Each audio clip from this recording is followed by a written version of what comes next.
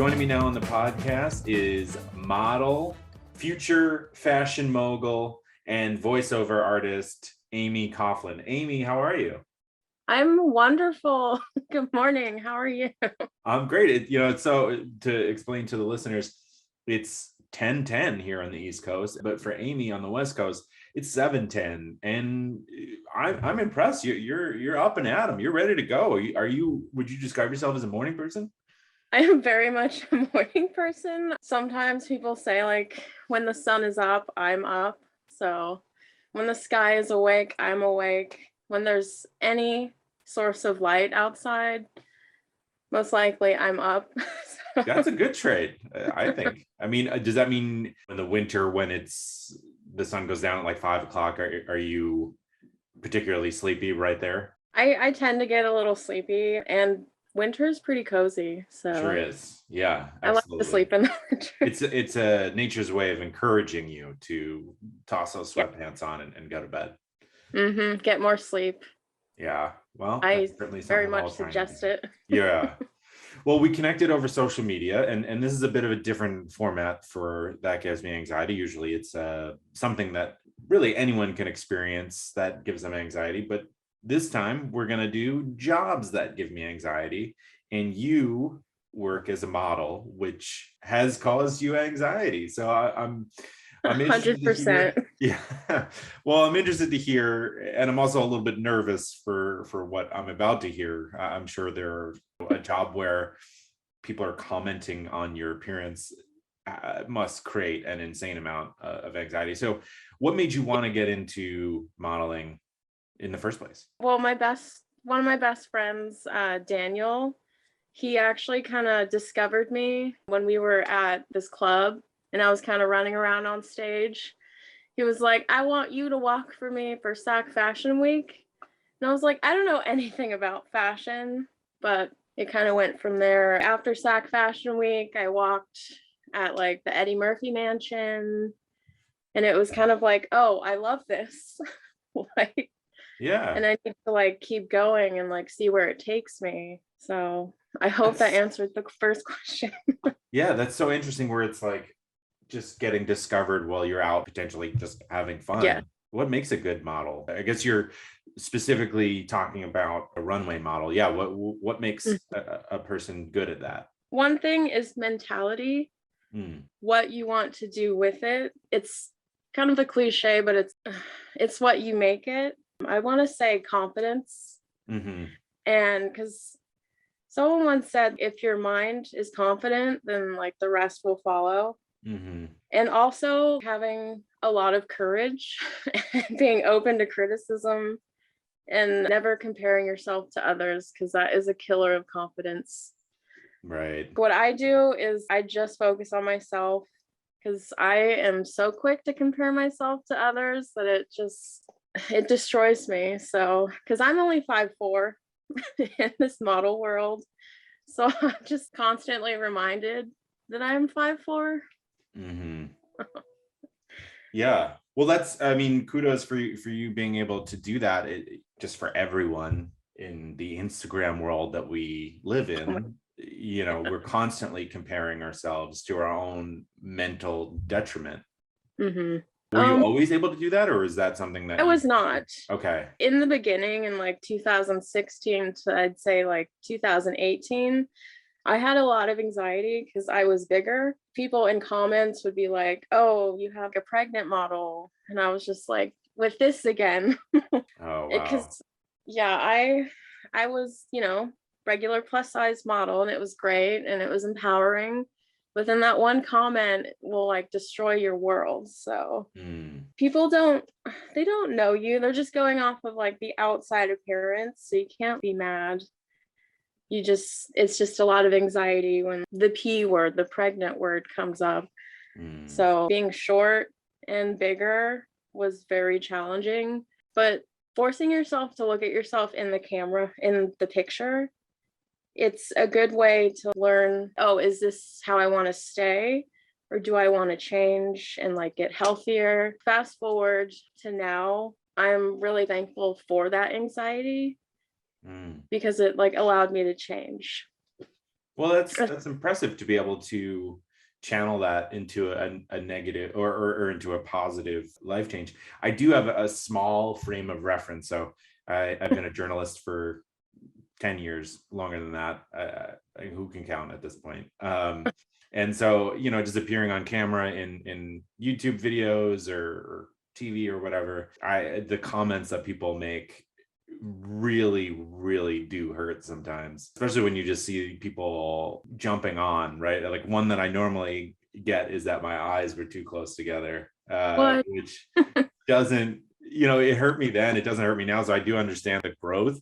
But like when you first see that, and especially if I made a video that took such a long time to make and there was like good information in there, and then it just boiled down to like an attack in the comment section. Mm-hmm.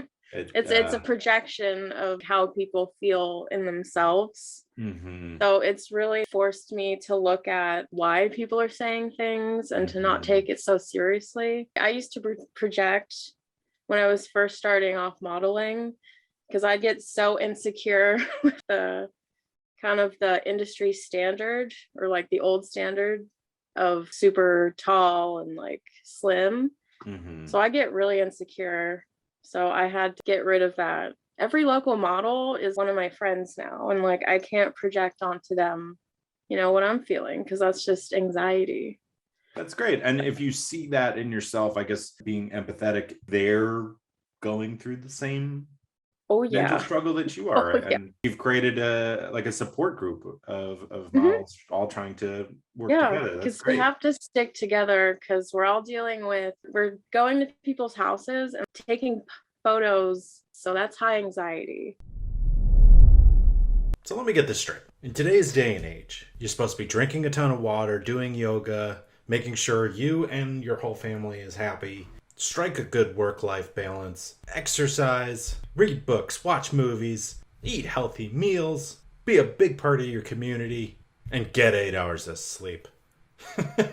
It's unrealistic. It's too much. Well, that's why there's Instacart to take a little bit off your plate, or help put a little bit on your plate. I'm so sorry. Using Instacart, you search for all your favorite foods and items that you need from the grocery store, fresh produce, all your favorites, everything you want, and they deliver it to you. They go to the store and do your shopping for you. Just remove it from your to-do list, just with a few clicks. And you'll have your items delivered to your door in as fast as an hour. It's pretty quick. And through the link in the episode description, they're offering free delivery on your first order over $35. But you got to make sure you click the link in the description. That tells Instacart that this show sent you, and it helps support the show. And you can also take advantage of the free delivery. So yeah, be nice to yourself. Give Instacart a shot. Once my friend Erica, I helped her out with styling a shoot because she didn't know the photographer. She was like, if you weren't here, I don't know what I would do. I'm like, I got you. I'm here for you. Are most of the shoots at people's, I'm curious what the process is. I want to talk about what it's like to audition and oh gosh. if that, yeah. So why don't we start there? Why don't we start with the audition process? What does that look like? Is there a typical audition? Yeah, I used to call it like a go-see. That's like an America's Next Top Model term that I learned. I don't go on go-sees anymore. It's more of an at-home audition. But before the pandemic, I would go like on a train from Roseville to San Francisco and like take a bus from the train. And I loved every second of it, because it was like, that's sort of the magic, is like, you're going to the city to go to an audition. City. I'm going to become a star. Yeah. I was living my own fantasy. Like, I love traveling on trains, first of all. So how very Joe Biden of you. Right. One of the last go-sees I went on was, I think it was for like a bra company, but usually you go in and you're prepared with your headshot, nervous sweat, like trying not to sweat through your clothes. You have your model go-to bag with the MDT logo on it. So when they see it, they're like, oh, you're represented. You're cool. You're trustworthy. You're reliable. Before the interview, before the go-see, I should say, I experienced the highest level of anxiety because you don't know what's going to happen. And I have a really active imagination. So I'm just preparing myself for like You're anything imagining that. what someone may say to you, or you're nervous that you're going to Mhm. be sweaty. So in this example, you're describing a shoot that will end up being for a bra. Are you asked to immediately just walk out in front of strangers in a bra? It has happened. One particular day, I was very sweaty because, you're walking up and down San Francisco streets in the sun. And they gave me a pair of heels, underwear. One piece was like a thong. So I just walk out and I'm supposed to take photos. And I can't see the person taking the photos. So it's just like, go, you're on. Really? Yeah. Oh, that's so awkward. I mean, that makes it so much more. I was going to ask about what's the space like that's typically created. Is it a lot of times with anxiety, explaining what's going to happen and what it might feel like eliminates a lot of it, or at least eliminates the imagination aspect, just like a man behind or a woman or whoever behind a I was a curtain. woman for sure. Okay. It was not an unsafe space. It was just kind of a little turbulent because I didn't know Yeah. I didn't know what to expect. But it was really nice and liberating just posing in heels and underwear. Hmm. But it's kind of like throwing you to the lions, I should Hmm. say. I'm really thankful for that experience. Some go-sees aren't as stressful. It's just like you go and talk in front of a camera, Hmm. or you go and like try on some denim pants and they take a picture. They don't even look at your headshot and then you leave. Oh, It's very wow. short because time is money in this industry. So, And they got to see as many people as they possibly yeah, can, because it's just a numbers game, I guess. yeah, it's marketing. I understand they have to pick someone who's going to get as much reach in Hmm. the demographic they're going for. So, I do not take it personally. I'm just having a good time trying to like experience as much as I can. In the modern audition world today, it's all self-tape. That's why I really enjoy both voiceover auditions because I don't have to set anything up. I'm really thankful for non-audition jobs where I'm Hmm. just booked and I go. Yeah, that sounds so much easier. Yeah. Look who we got here. It's our friends at My Software Tutor. Can Excel be my friend? Many people have wondered this for years. The answer is yes, it can. Excel doesn't have to be like the friend that your mom makes you hang out with in elementary school. It's weird. It's always stuff with boogers, right? What's wrong? What's up? Why is that kid always eating boogers? Their house always had the best snacks, too. And there he is. Boogers. Well, Excel doesn't have to be like that weird kid. Unless you were that weird kid. Were you? Be honest. You know. I'm not actually asking. I can't hear your response, but you know.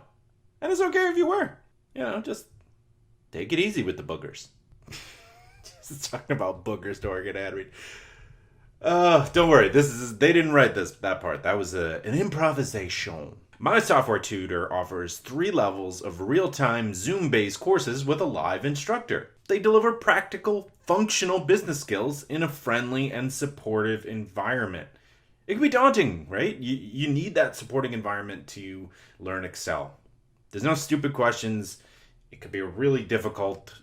And as we know, when we talk about it on this podcast all the time, it could be really daunting to learn something new and put yourself out there. So think of this as like a kindergarten for learning something new and helping your job prospects.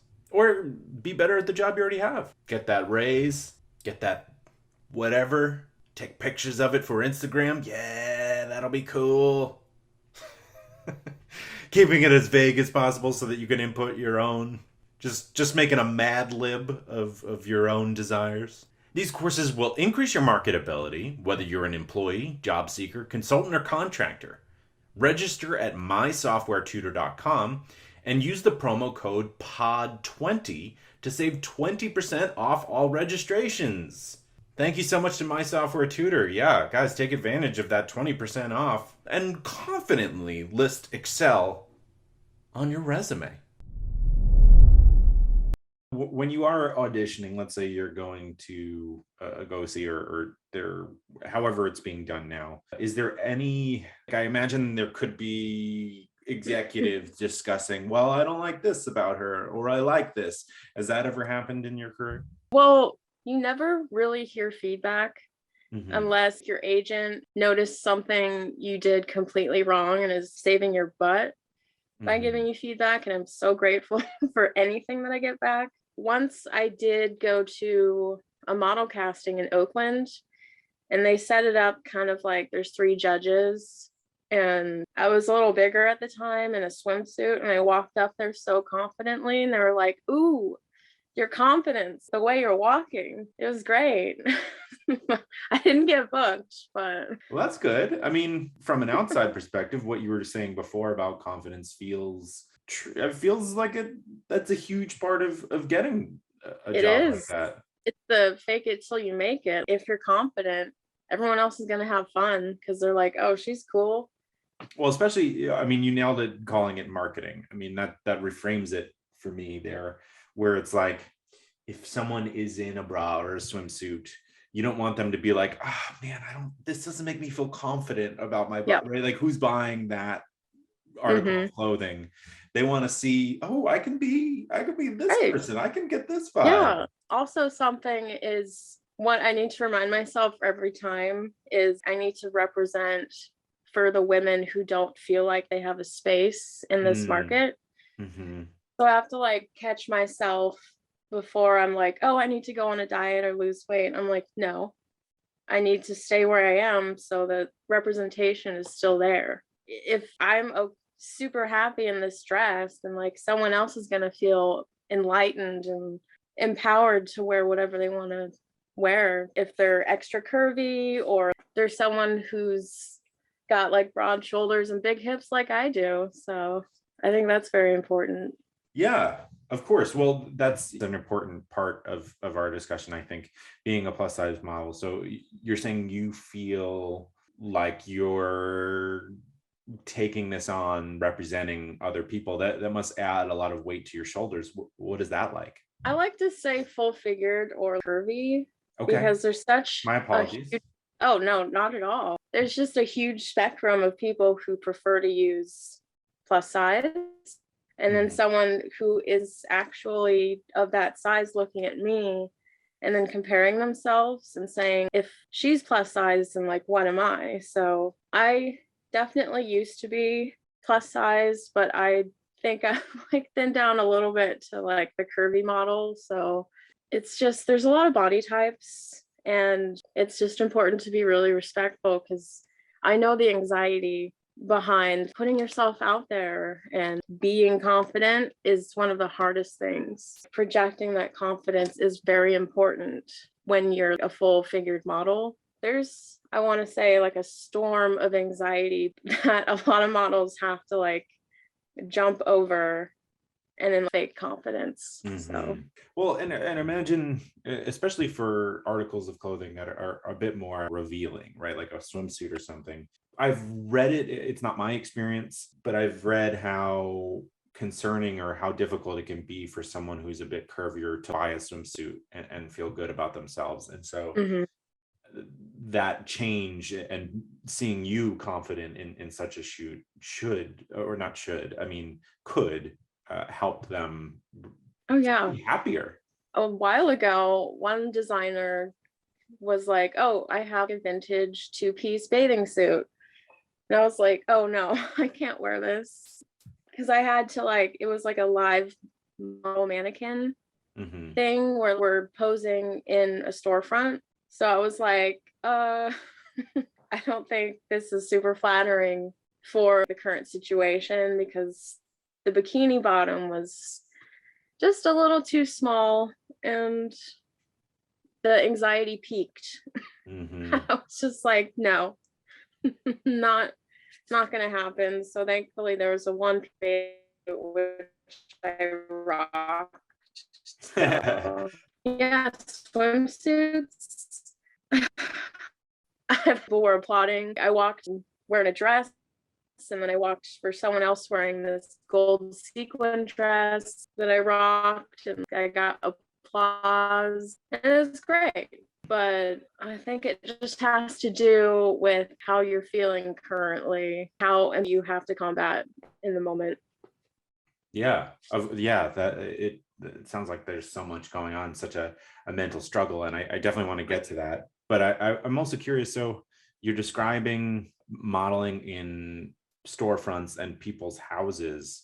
What are those spaces like, and what's going through your head for jobs like that? Sometimes it's just for fun, just to like update my portfolio. I'll go to one of my friends' houses. It's super nice. It's more of like an artistic expression overall. I have control over my makeup, and I made a dress and like I can model it, and it's celebrating the dress that I made. And I shoot with women right now mostly. So it's like a sisterhood with a print shoot like I did for Laxton Ravello in San Rafael. That was also very fun because we were coming out of lockdown. Mm-hmm. So it was like, oh my gosh, I get to see people again. Like I get to work with them and actually talk industry. So that was great. Everyone was very respectful of the 6-foot rule and sanitizing everything. And I got to model cardigans and sweaters, and they were so comfy. So that's great. I couldn't ask for anything more. Yeah. Push back on this question if it's not something you feel comfortable. Okay. With modeling, there are certainly horror stories. Have you ever felt uncomfortable on set? Yeah, it is an industry where people get excited to be around good-looking people, and there have been guys who get really excited and catcall or get too comfortable or say, let me see your Instagram. Oh, this should be your look because of the energy. And I'd say like try to groom you to, I don't know their intention really, but it's very awkward. And it's important to talk to your friends and like anyone who's going through it, because it's a very awkward situation. It didn't happen to me, and you don't want to like overstep your boundaries and tell on somebody, especially if it didn't happen to you. But I just say to yourself and like, don't talk to anybody at a shoot. Man, this is a heavy question, but it does give me a lot of anxiety when I feel slightly targeted by somebody on a shoot. There's flirting, and then there's you can feel the energy coming off of the person. If they have a negative intention, you get really good at honing in. So you just have to stay in your personal space and remain professional, do the job, and get out of there is all I have to say.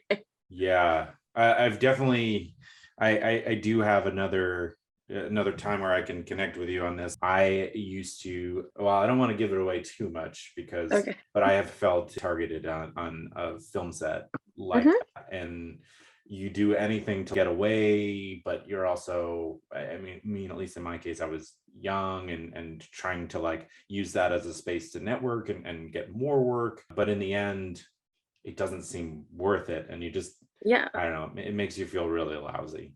Yeah, and you walk away from that a little angry, but you learn.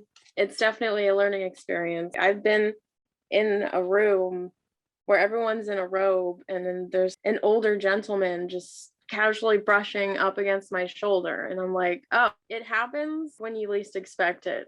When you're like really excited about something, you can't really like do anything about it. You're kind of processing it in your brain, doing the math. In my case, it was in front of everyone, and it was just no one stopped it. I'm sorry. Yeah. A lot of men for sure still get harassed, and I think that needs to be talked about more. Everyone's got feelings. I think everyone's probably been a target before, and it's terrible. Yeah, we're all just trying to do a job and trying to be creative. And it's hard when you try to give everyone the benefit of the doubt. Or laugh it off as like a joke. Yeah. But it's not. It's not. And you want to like go home and smash glass, that's have your own little private smash room. Break room or smash room. Yeah, Yeah. Have you ever done that?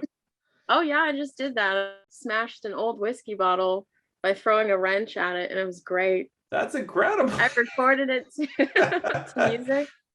Did you? You recorded it to music? That's I very did. punk rock. It's just something about the sound and letting yourself go. I was shaking afterwards. Oh my gosh. It was amazing. That's So great. Well, that's a perfect segue into, so we're talking about people in the comment section, people on mhm. interviews or on job sites potentially behaving in inappropriate or awkward ways. Sweat. I mean, I'm a sweaty person. I definitely connect with you on that. Me too. Yeah, let's talk about no. So there's all these things that are going on, creating a tempest seemingly in your mind. How do you, in the moment, right? Like in the moment with all this swirling around, how do you handle your anxiety? I'd imagine there would be something different for when you're not working, and we'll get to that. But in the moment, what have you learned helps you? Well, meditation. It Mm, sounds extremely cliche, but just having a mantra to repeat over and over in the moment so you have something positive to grasp onto, like a clear headspace, mhm, is really important because you can just go to that space and kind of zen out, do the mm, modeling. Because sometimes I get like a panic attack right before I walk on a set. You just have to keep practicing your little on the moment meditation, or sometimes caffeine helps because it speeds your brain up. Well, it speeds everything up to the pace of your mind. mhm. So you're like, oh yeah, I'm in the zone. I'm not anxious. I'm not nervous. Let's do this. It's like faking dopamine in there, Oh yeah. just giving It's you a like jolt. it's the new healthy liquid courage, I like to Mm, say. Also, just being very friendly with people appropriately, just making friends with everyone and just bringing the mood up will make a huge difference because it'll feel like a party and not just, oh, I'm here to do a print shoot begrudgingly. The energy is really just 100%. I love that because so I mean, we create these, or these spaces are created, right? Where in this case, it's modeling, but it could be someone else doing any other job where you're meeting people for the first time, and that's really awkward and concerning. But realizing that everyone else is probably feeling similar to you, so Oh, by yeah. being friendly, you're setting the tone for the energy in the room, Mm-hmm. and not everyone's Plus, you're the capable of that. focus. You're going to be in the picture. If you're upset, the picture's going to be upset. The photographer's going to be upset. The designer who's taking this time to create an image, their store is going to be upset. If you're shining, the photo's going to shine. They're going Mhm. to be really happy. You'll be friends. It's all up from there. So, And meditation is definitely something I think you said practicing. I think that's something that you practice outside of, right? Like mhm, other anxiety deregulation techniques. yes. Meditation is a great one. I don't think it's cliche because I Yeah. think a lot more people could take advantage of it. So I'll use the word installing as if it's like an app on your phone. Do you make time daily or weekly? How did you work on bringing that into your routine?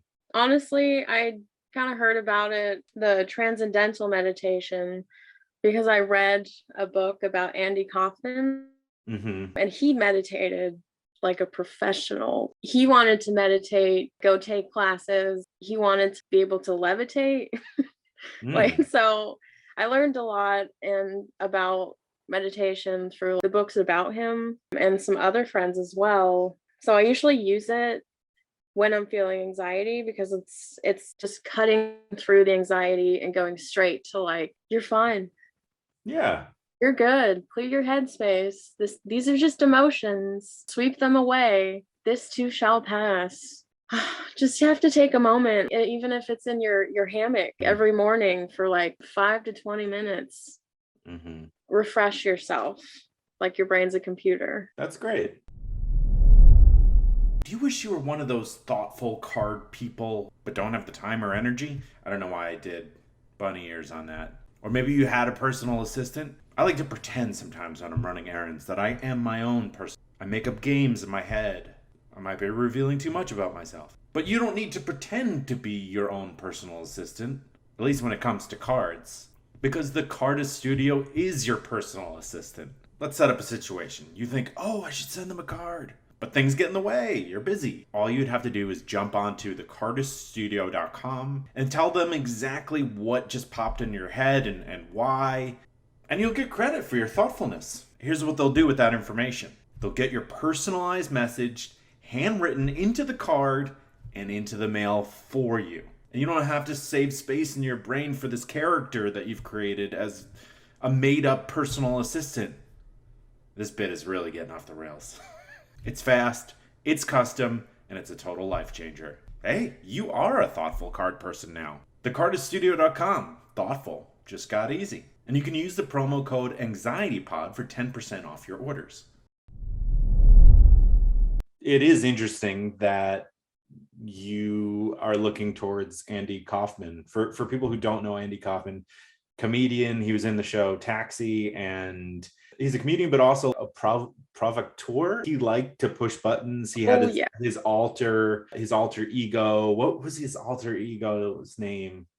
Vodka, and then there's Tony Clifton. Tony Clifton is the one I was thinking. I have a lot of friends who are in love with Andy Kaufman, so I have to speak highly of him, or else they're gonna be after me. But he's an interesting person for the purposes that being a model, where it's like he's putting himself in these extremely awkward situations, and so I think a lot of people wondered how he handled that mentally.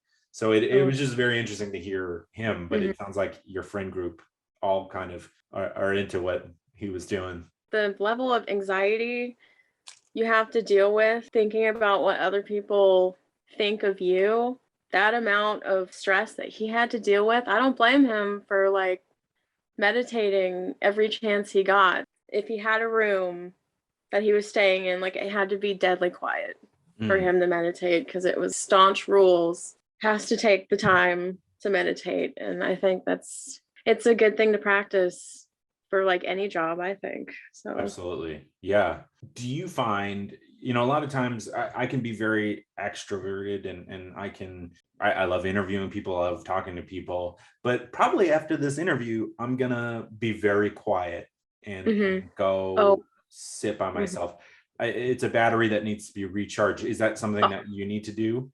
Yes, this is huge. Every time I do a shoot, every time I give something of my soul to a camera, anything having to do with modeling afterwards, I am so drained. I don't want to talk to anybody. I don't want to do anything. I don't even want to drive home. I just want to like get into bed, eat a whole bunch of Chinese food, and just tune out, because it feels like someone took half of your body away, because you just gave everything. Like you're moving dynamically, and your back hurts, your neck hurts, your legs hurt, even like your ankles. And you're just like, why do I hurt? I was just standing there, but you're like twisting your body everywhere, and you're putting yourself through like the ringer. Yeah. So it's always a very calm ride home. Like I'm just like, just get home. Just get home. I'm tired. The Chinese food in bed is waiting. Yeah. Yeah. Sometimes I have to drive back from San Francisco to Sacramento. And it's just, it's an adventure, to say the least. But good for you for recognizing that you need that time and you're able to give yourself that time. I feel like a lot of people do expect that they have to be on at all times, and that just seems unrealistic.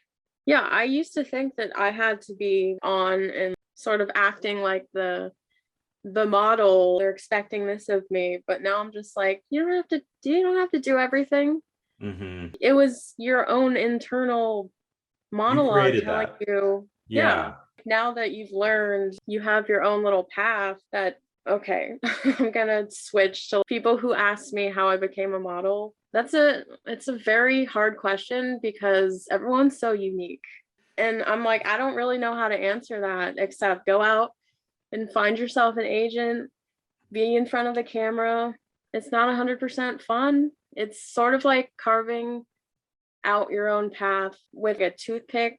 When you're trying to carve some stone out, it takes a really long time. You're scraping it almost nothing to get to somewhere that you don't even know, if that makes sense. No, it does make sense. With a lot of creative positions like modeling, I always think that it's like, you don't get into that because you want to. You get into it and stay into it because you need to in some way. It's like, yes, you need to express because we must. Yeah, because you must. Yes, exactly. Not to discourage anyone from trying to get into it, because give it a shot. But I think make the money, like I didn't think I'd do a fit job for Levi's for like their dentist jeans, but you never know where you're gonna go. So you don't know unless you try. Of course. I'm always for pushing people towards trying new things, and even if you fail, then you have a pretty funny story. And that's okay. Oh yeah. I failed a million times before I got one job. And you're alive. Yeah, you really appreciate those one jobs that you get. The extra job that I just got was so much fun, and no experience being an extra. So I was like, okay, this is pretty great. Didn't sound super exciting, but you're on set.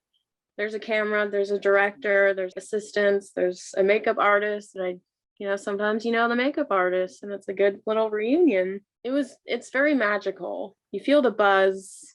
Yeah. That's why you're there, because plus I got to like dance and like shoot off little poppers, and that's great. Wonderful. That's so fun. I have 2 more questions in mind, and then third, I guess I have 3 more questions. Okay. One just popped in. I want to go briefly back to the situations that we were describing about uncomfortable moments on set. What's your advice for handling something like that? Is it telling your agent, or what could we do to help people who unfortunately are put in a bad position like that? This is a really tricky subject because there's so many moving parts. I don't think there's going to be a clear answer, by the way. I'm sorry. I was like, solve all of Hollywood's issues. Let me just solve world peace right now. If it happened to me, if something really inappropriate happened, I would tell somebody, probably like a friend first, just to like calm myself down. I'd probably type up what happened, get away from said person. If you have to be in a scene or pose with them, it's going to be really uncomfortable because no one around you knows that anything happened. They don't feel the awkwardness or the anxiety that you're feeling. Oh, it's a hard question because there's so many situations. But I think it is a general good rule to talk to a friend. I think at the baseline, please letting talk about that it fester in your heart and getting it off your chest in one way or another is a good thing. And then the steps will hopefully become clear from there. You give the emotionality to one of your friends to like reassure you that this is valid. You want to listen to like something you went through, because it warns them and it helps them, because it's like, how are they going to know about it if you don't say anything? Right. So it is very tricky, because you don't want to just go straight to your agent because you're like, no, that didn't happen. And you just have to be really careful and look out for yourself. Take care of yourself first, because like jobs will come and go. If you have to like take a mental break, do it. Go on a vacation, take care of yourself, unplug. Don't worry about your pictures. Just know that it's not your fault. Don't blame yourself. Just because you're a model does not make it okay for other people to target you. You're not there for people's entertainment. You never know what anyone's going through. Just be respectful. You don't know if a successful model is really going through it, because they get targeted every single day. You could look at them like, oh, they have a perfect, life, and they're getting gigs and booked, but it's kind of like, at what cost? Right. That doesn't Like, do necessarily mean they, happiness. yeah, do they want to quit, or do they want to keep putting themselves through this? Because it's very unfortunate when someone targets someone and like takes a job that's supposed to be a once in a lifetime thing. Hmm. Yeah. There seems to be some odd aspect of objectifying. You lose your humanity in the eyes of some Hmm. people, which is bizarre. I mean, you're Yeah, yeah, we're people.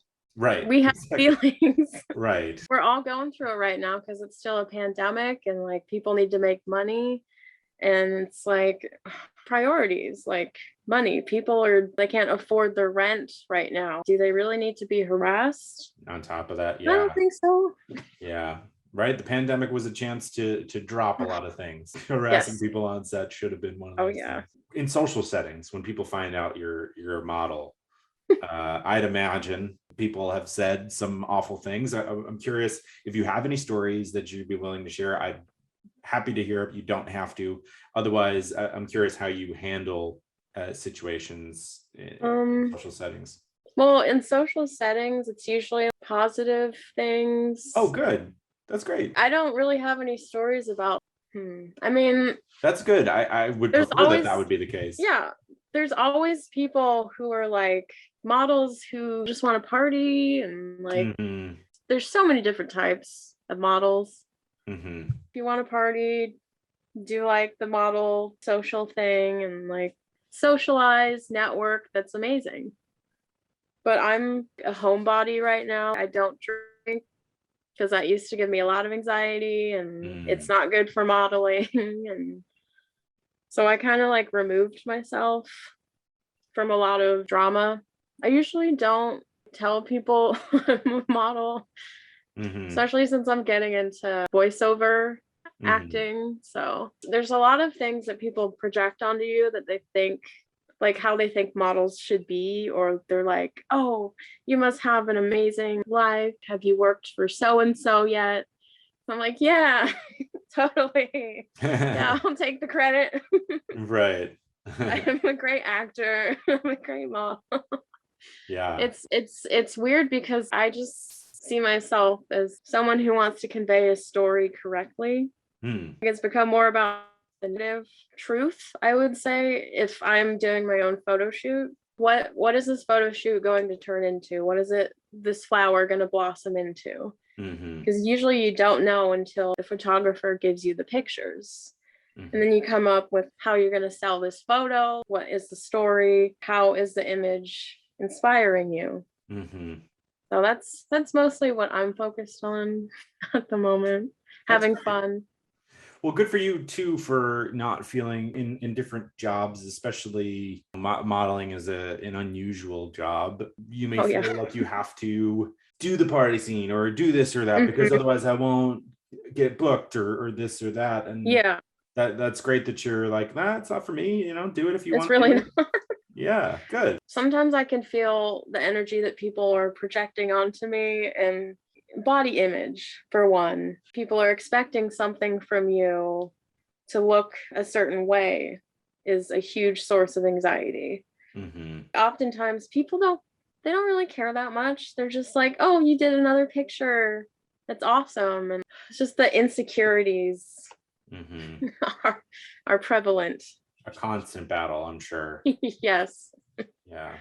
But let it go, because again, we're all human. We're all feeling things and we're Hmm. all doing our best right now, I should say. Yeah. Well, is there anything else related to modeling or your anxiety or how things that have helped you with your anxiety that we haven't touched on that you think we should talk about? Waiting for a booking is very stressful. And one of my friends told me you have to go of pretty much 99% of all auditions you do. Because if you focus on every little audition you submit, you're going to drive yourself nuts. Hmm. Because odds are you're not going to hear back. And I started looking at auditions like it's boot camp. You're learning because it's only been like a year since I started voiceover auditioning and I'm still learning. I can still hear myself developing and getting more confident. So waiting for a booking is the most anxiety inducing thing ever. Because Well, especially if you need the money, right? yeah, Rent's coming up. yes, and very validating to book Mhm. something. Of course. And it's 100% rejection if you Mhm. don't hear back. And sometimes you just forget about it naturally. And sometimes you're like, well, I really wanted booking and I was very confident. You just have to be proud of yourself for just doing the audition, Yeah. just And for trying.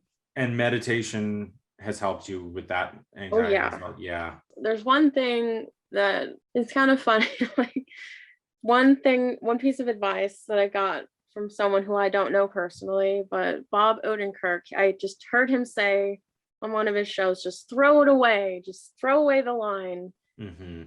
That has gotten rid of a lot of my anxiety. When you're second guessing yourself while you're doing multiple takes, you tend to like over perfect yourself and it doesn't Mm-hmm. sound good, doesn't sound genuine.